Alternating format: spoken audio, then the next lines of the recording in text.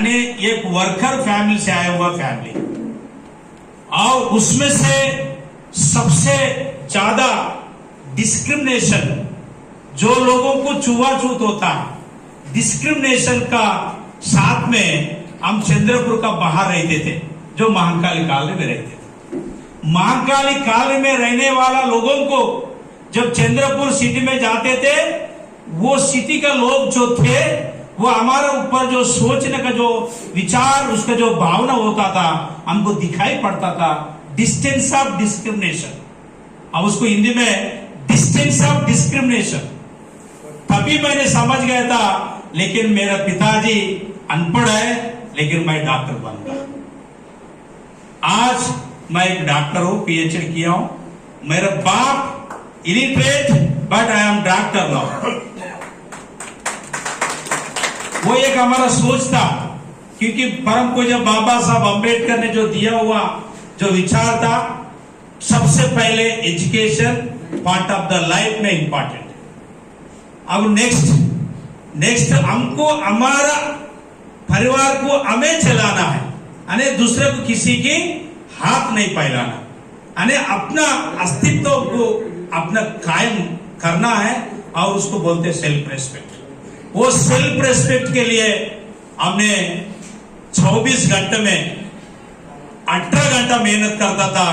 ये जो मेहनत, ये सभी चंद्रपुर वाला, दीपक बाबू भी मेरे को मदद करते थे, और हमारा विनोद बाबू भी मेरे को फाइनेंशियल भी कभी कभी पेमेंट्स का समय आता तो मेरे को मदद करता था। इसमें कभी हम लोग बोलते नहीं थे। लेकिन जैसे जैसे मैंने और परिवर्तन के लिए मैं कोशिश करने लगा, जीवन में क्या होता है कि अपना जो कोशिश जब करना शुरू करेगा कि आपको एक ही विजन होना चाहिए, वो विजन छोड़कर यदि दूसरा विजन में तुम जाओगे, आप सफलता अपने को नहीं मिल सकता है। ये हो गया। ये होने के बाद में दीपक जायसवाल ने बोला था अभी अपना बाप ने, मैं 30 साल से यहाँ का काउंसलर हूं। मैं भी काउंसलर के लिए कोशिश किया था, मैं कोशिश किया था। उस समय में हमारा पास में जीना मुश्किल होता था, मेंटर करना मुश्किल होता था। हमको ऑटो का पैसे हमारे हाथ में नहीं रहते थे, लेकिन हम किसी के नहीं मांगते थे, लेकिन पैदल जाते थे। तभी सोचा था अपने को इस देश के अंदर में बाबा साहब ने एक ही बात बताया था, पॉलिटिकल पावर ये मस्ट होता है। जब तक पॉलिटिकल पावर आदमी की नहीं रहेगा, अभी अंबानी क्या कर रहा है? कुछ नहीं कर सकता है। अदानी क्या कर रहा है? कुछ नहीं कर सकता है। इस देश के अंदर पार्लियामेंट्री डेमोक्रेसी जो होता है वो सबसे ऊंचे होता है। Parliamentary democracy is the final authority of the India. ये पक्का हमें डिसाइड किया था, जरूर एंड जरूर पार्लियामेंट में जाना है, पार्लियामेंट में जाना है। पार्लियामेंट में जाने के लिए मैंने सोचता था, तब यहां का खासदार रहते थे शांताराम जी फोड़दुके। मैं शांताराम जी फोड़दुके के इलेक्शन में मैं मुझको छींकना था। मैंने गया था आईरी आलपल्ली एटपल्ली बामरघाट सिरवांचा एरिया का, मैं एक जमाने में इंचार्ज बन के भी गया था, बिकॉज ऑफ उसको सीखना था। मैं गया और ऐसे करते करते हमें तीनों के लिए एक ही पार्टी में काम करते थे, इसमें कोई डाउट नहीं है। लेकिन हमारे साथ में सभी हमारा आरपीए के जो मेरे समाज है, मेरे को लिया है, मैं जहां रहूंगा वहीं पे आता है, ये पक्का। वो ऐसे समाज में हमारा भी संबंध रहने के बाद हम सबको लेके चलते थे। तो ऐसा होते होते मैंने 2009 में तो यहाँ पे तो हमको अलग ढंग से देखने लगे थे। मैं बताया था डिस्क्रिमिनेशन। एक लेबर का लड़का मेंबर ऑफ पार्लियामेंट का खड़ा रहने बोलने से सबसे पहले काट डालता है। सबसे पहले मीडिया वाला आजकल क्या होता है कि उसका इक्वेशन एनालिसिस विश्लेषण करके उसको कट कर देते हैं। मैंने बोला तब तो एससी रिजर्वेशन भी नहीं थे यहाँ पे बेहतर, या अपना चंद्रपुर। मैंने बोला था क्या करेंगे, जहां मैंने पीएचडी किया था, जहां एमए एमए पॉलिटिकल साइंस किया था, उस्मान यूनिवर्सिटी में जाके बैठ के कई रोज मैं विश्लेषण किया था। भाई मैं मुझको जाना है तो पार्लियामेंट में कैसे जाना है, मैं कौन सा पार्लियामेंट एरिया चुनूं, ऐसा मैंने कम से कम मेरा जो बैच का लोग था, क्योंकि मैं यूनिवर्सिटी में भी मैं प्रेसिडेंट था, मैं सबको बुला के सबसे बात करके मैंने बात करके निर्णय लिया कि महाराष्ट्र का बॉर्डर पेद्दपल्ली होता है, वो पेद्दपल्ली से एमपी बनना है आपने। ये 2004 में जून 28 तारीख को हमने फाइनल किया। उसके बाद में पेद्दपल्ली पार्लियामेंट एरिया में आके एक 10,000 लोगों के साथ में मैंने मीटिंग लिया था। तो इनका भाई थे जिंदा, ये इनका भाई था, इनका भाई था, क्योंकि इनका भाई मेरे साथ में पढ़ते थे, मेरा पीएचडी का कॉलर था। मैं 10,000 लोगों को only SC ST BC minority, SC ST BC minority 10,000 लोगों के साथ में मीटिंग लिया। अब मीटिंग जिस दिन मैंने लिया उस दिन से पेद्दपल्ली पार्लियामेंट में एमपी बनने का फाइनल कर दिया था। और वो मैं धंधा छोड़ दिया, मैं काम धंधा सब बंद कर दिया, मुझको कुछ नहीं दिखता है, एक ही विजन है, पार्लियामेंट में जाना है, एक ही विजन है, पार्लियामेंट में जाना है। इसलिए जाना है, पार्लियामेंट में जितना भी लोग जा रहा है वो पार्लियामेंट का संविधान को पूरी तरफ से इंप्लीमेंटेशन करने के लिए कोई लड़ ही नहीं रहा। आज की तारीख में 84 मेंबर ऑफ पार्लियामेंट रिजर्वेशन में बन के जाता है, किसी की नॉलेज नहीं है ये पार्लियामेंट का डेमोक्रेसी की कैसे चलाना है, किसी की नॉलेज नहीं है और बिल ओपनिंग कैसे किया जाता है, और किसी की नॉलेज नहीं है कि हकों को अपन पूरी तरफ से लड़ाई किस हिसाब से लड़ सकता है। परम पूज्य बाबा साहब अम्बेडकर ने आज के तारीख में महिला लोगों को 50% जो रिजर्वेशन बोल कर गया था, उसके बारे में कोई हमारा मेंबर ऑफ पार्लियामेंट बोल भी नहीं रहा था। इनका सब कम है, प्लीज कम डैश। आज के तारीख में आज के तारीख में पार्लियामेंट के अंदर में 44 एक ट्राइब्स मेंबर ऑफ पार्लियामेंट चुनकर जाता है। कोई भी मेंबर ऑफ पार्लियामेंट किसी बिल पे वो कोई चर्चा करने के लिए ताकत ही नहीं रखता है। तो ये सब पार्लियामेंट के अंदर हो रहा है। आज का तारीख जो होता है ना, वो भी इस रिजर्वेशन के बारे में, क्योंकि इस देश के अंदर में 52% होता है। ये हमारा जो सचिन रायपुरकर ये हमारे साथ में रहे थे, 52% होता है। सुदर्शन निमकर साहब को मैंने रिक्वेस्ट किया, you come dash, please come. माजी एमएलए सुदर्शन निमकर साहब आप बैठिए प्लीज। तो ये क्या हो रहा था कि अपने लोगों का तरफ से इंडिया के अंदर में जितना भी पार्लियामेंट में जो चर्चा होना था, ये इस हिंदुस्तान के अंदर दीपक बाबू ने बताया, एक तो इंडस्ट्रियल कॉरिडोर के साथ में मानव जाति निर्माण के बारे में सोचने वाला कोई नहीं दिखा। तो हमने इस बारे में कम से कम 10-15 साल से लड़ाई लड़ा। तो ये क्या होता है, जिन पॉलिटिकल पार्टी उसको पहले साइड कर देते, याद रख लेना, साइड कर देता है। तो ऐसे ही हुआ था। तो मैं भी बहुत बड़ा, अब उसमें अंदर नहीं जाता हूं, तो मुझको टिकट तो कांग्रेस में नहीं मिला, फिर भी मैं बीजेपी में जाने के समय में कम से कम अपने लोगों को प्रकाश अंबेडकर से चर्चा किया, रामदास आठवले से चर्चा किया, जोगेंद्र कवाड़े से चर्चा किया, और उसके बाद में मल्लिकार्जुन खड़गे के भी बोला मैंने। मल्लिकार्जुन खड़गे को चला, मल्लिकार्जुन का खड़गे का लेवल का नेता जो है तात्याराव कावले, तात्याराव से भी चर्चा किया, परमेश्वर से चर्चा किया। इंडिया में जितने भी अंबेडकर राइट्स है, जो बाबा साहब को लेकर चलने वाला, सभी लोगों से चर्चा किया। सभी लोग बोले गोमा से साहब आपको पार्लियामेंट में जाना जरूरी है। तो अपने को कोई भी डोर से अंदर जाना है, अंदर जाने के बाद तो संविधान ही काम करेगा, वहां कोई विचारधारा नहीं चलेगा। पार्लियामेंटरी व्यवस्था के अंदर में सिर्फ संविधान ही काम करेगा ना, सिस्टम, वहां जाना जरूरी है करके मैंने भारतीय जनता पार्टी, मैंने नहीं गया, भारतीय जनता पार्टी मेरे पास आया।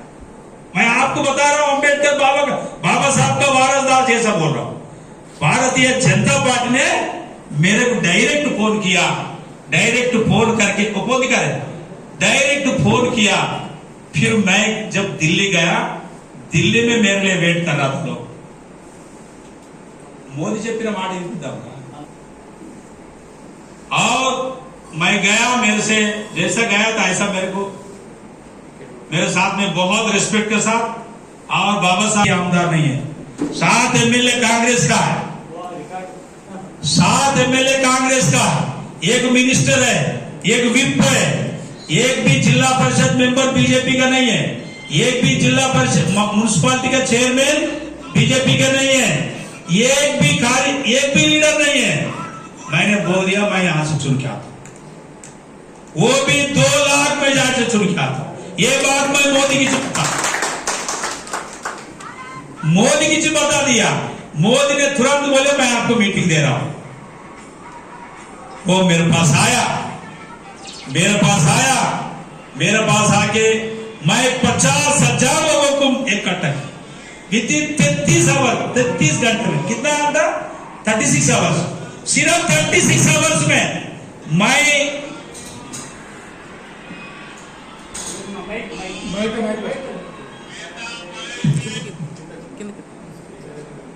वर्ष में मैंने 50,000 भारी मतों से इनको विजयी बनाना है। आशीर्वाद मिलेंगे आपको, हर पोलिंग बूथ में जीता कुमार गारू और बेटा पलाई से मेरे भाई। मेरे कहने में है, बाबा साहब का बच्चे कहीं भी जाने से कहीं झुकना नहीं। आप लोगों के साथ में मैं कहना चाहता हूं, इस प्रधानमंत्री ने मेरे बारे में क्या बोला है, मैंने जाके नहीं झुका। ये भी एमएलए नहीं, ये बीजेपी पार्टी का वाइस प्रेसिडेंट है, युवा मोर्चे का स्टेट प्रेसिडेंट, वाइस प्रेसिडेंट। ये मेरे कॉन्स्टिट्यूंसी का है। इनका पिताजी एक जगह पे एमएलए रह चुका है। 40 लोग टिकट के लिए कोशिश कर रहा था, 40 लोग। मैं बीजेपी में नहीं था, मैं कांग्रेस में था, लेकिन मेरे कांग्रेस टिकट नहीं दिया था। तो आज एक नगर सेवक भी अपना बीजेपी पार्टी का नहीं है। 60 दिन 60 डेज मैं खुद कैंपेनर, मैं स्टार कैंपेनर, मैं started east match, public coordination करने वाला मैं हूं, पोलिंग सिस्टम को बनाने वाला मैं हूं, वोल एंड सोल कंप्लीट। और 115 गाड़ी लगाया, एक नहीं 2 नहीं, कितना गाड़ी लगाया, 115 गाड़ी लगाया प्रचार में। और उसके बाद में मेरे साथ में चैतन्य रथम 3 रखा, और जहां जाओगे मेरे साथ में 500 लोगों से कम कोई नहीं रहेगा, ये सिस्टम। और 24 घंटे में और 20 घंटा काम करना। तो इस हिसाब से मैंने काम किया। मेरे से मिलने के लिए कहीं चंद्रपुर का लोग आया था, मैं कई लोगों से नहीं मिला।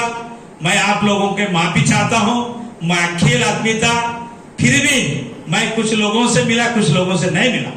जिनसे मिला उनसे मैं माफी चाहता हूं, जिनसे नहीं मिला उनसे भी मैं माफी चाहता हूं।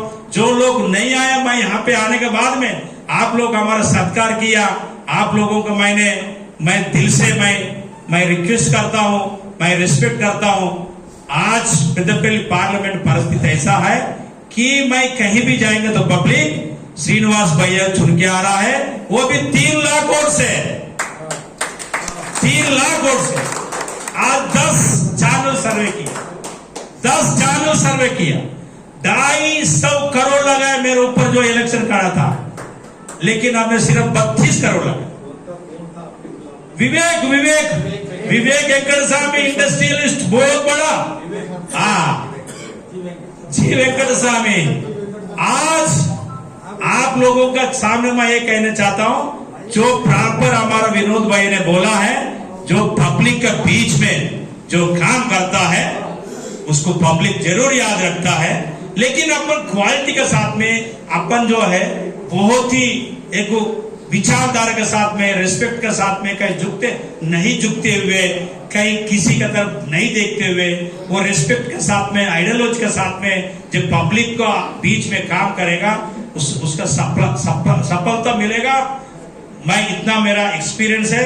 दूसरी बात, एक बात बता रहा हूं, पार्लियामेंट में जाने के बाद में तो डेली डिबेट में रहूंगा, इसमें कोई शक नहीं है।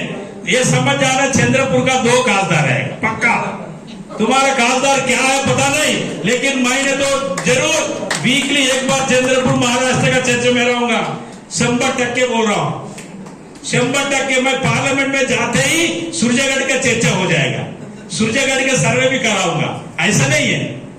और बहुत सारा काम बाकी है, बहुत सारा।